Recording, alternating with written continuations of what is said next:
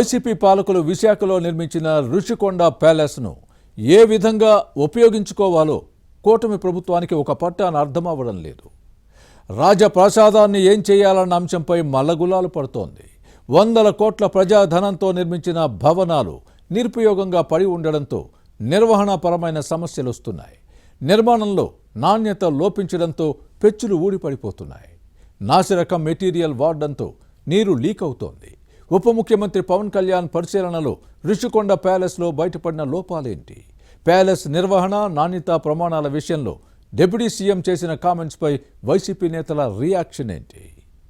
Let's watch the story.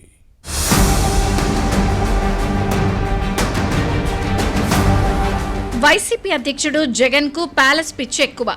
తండ్రి వైఎస్ఆర్ అధికారంలో ఉన్నప్పుడు అక్రమంగా సంపాదించిన సొమ్ముతో హైదరాబాద్, బెంగళూరు, తాడేపల్లిలో రాజప్రసాదాలను నిర్మించుకున్నారు. డబ్బు ఎలా వచ్చింది అనే విషయాన్ని పక్కన పెడితే అవి సొంత భవనాలు. కానీ ఆ ప్యాలెస్లు చాలవు అన్నట్టు పవర్లోకి వచ్చిన తర్వాత అధికారం నివాసం ఉండాలనుకున్నారు. 3 రాజధానుల ప్రకటన తర్వాత విశాఖను ఎగ్జిక్యూటివ్ క్యాపిటల్గా ప్రకటించిన జగన్ అక్కడ నివసించాలని భావించారు. తన దర్జా దర్పానికి అనుగుణంగా రాజప్రసాదం నిర్మించాలనుకున్నారు. అధికార నివాసం కోసం ప్రభుత్వ స్థలాలు చాలా ఉన్నాయి. నిర్మించేది ప్రజాధనంతోనే. కానీ ఏమనుకున్నారో ఏమో, రుషికొండపై ఉన్న పర్యాటకాభివృద్ధి సంస్థ రిసార్ట్ను కూల్చివేసి రాజ్ మహల్ను నిర్మించారు. మళ్లీ అధికారంలోకి వచ్చేది తానే కదా. దర్జా దర్పం వెలగబెట్టాలనుకుని రుషికొండను గుండు కొట్టి కట్టిన పాలరాతి సౌధం నిర్మాణ దశ నుంచే వివాదాల్లో చిక్కుకుంది. పర్యావరణ నిబంధనల ఉల్లంఘనపై కోర్టులు ముట్టికాయలు వేసినా, ప్రతిపక్షాలు ఆందోళనలు చేసినా తనకేమీ పట్టవు అన్నట్టు డోంట్ కేర్ అంటూ జగన్ వ్యవహరించిన విషయాన్ని గుర్తుపెట్టుకోవాలి. పర్యావరణవేత్తలు అభ్యంతరం చెప్పినా తాను పట్టిన కుందేటి 3 కాళ్లు అన్నట్టు రుషికొండ ప్యాలెస్ నిర్మించారు.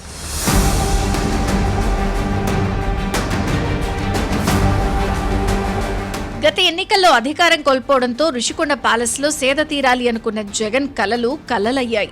ఇక కూటమి అధికారంలోకి వచ్చిన ఏడాది తర్వాత కూడా ఈ భవనాలను ఎలా వాడుకోవాలో తెలియక సర్కారు సతమతమవుతోంది. ఎంకిపెళ్లి సుబ్బుచావుకొచ్చినట్టు రుషికొండ ప్యాలెస్ నిర్వహణ సర్కారుకు భారంగా మారింది. వందల కోట్ల ప్రజాధనాన్ని మంచినీటి ప్రాయంగా ఖర్చుగా నిర్మించిన ఈ భవనం నిర్వహణకు భారీగానే ఖర్చవుతోంది.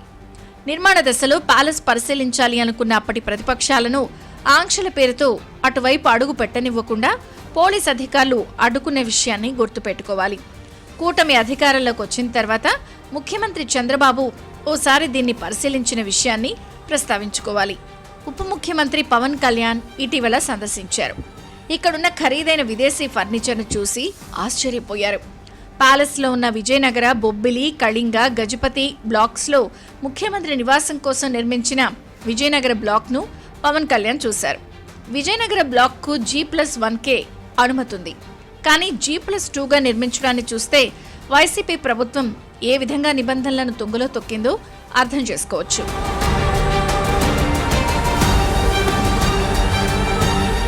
విజయనగర బ్లాక్లో కొరియన్ స్టైల్లో నిర్మించిన బాత్రూమ్స్ అందరినీ ఆశ్చర్యానికి గురిచేశాయి. జగన్ కోసం 12 లక్షల విలువ చేసే అత్యంత ఖరీదైన బాత్ టబ్ ఏర్పాటు చేశారంటే రాజుల సొమ్ము రాళ్లపాలన్నట్టు ఖర్చు చేసినట్టుంది. పోయేది ప్రజాధనమే కదా అన్నట్టు వ్యవహరించడం విమర్శలకు తావిస్తోంది. రుషికొండ భవనాల నిర్మాణం కోసం 453 కోట్లు ఖర్చు చేశారు. 69 ఎకరాల్లో 7 బ్లాకులుగా నిర్మించాలని పనులు ప్రారంభించారు. కానీ 164 కోట్ల అంచనా వ్యయంతో మొదలైన పనులు 4 బ్లాకులు పూర్తయ్యేసరికి 453 కోట్లయింది.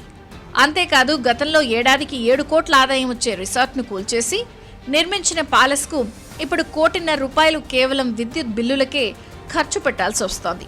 వృధాగా పడి ఉన్న భవనాల కరెంటు బిల్లుల కోసం ఇంత భారీగా ప్రజాధనాన్ని వ్యయం చేయడం ఆందోళనకర పరిణామం.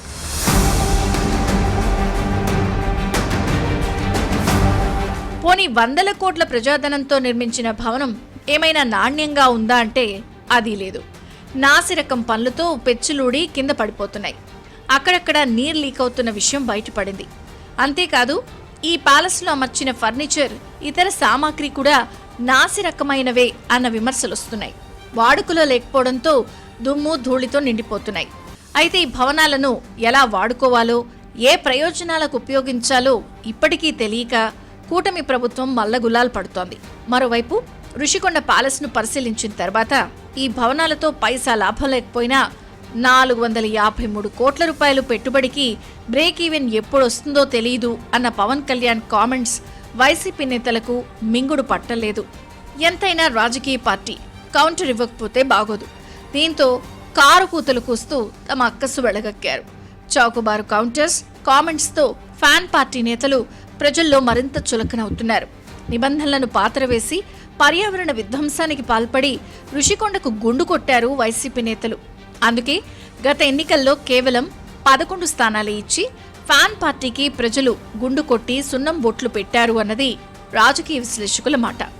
మరి రుషికొండ ప్యాలెస్ వినియోగంపై కూటమి ప్రభుత్వం ఏ నిర్ణయం తీసుకుంటుందో చూడాలి.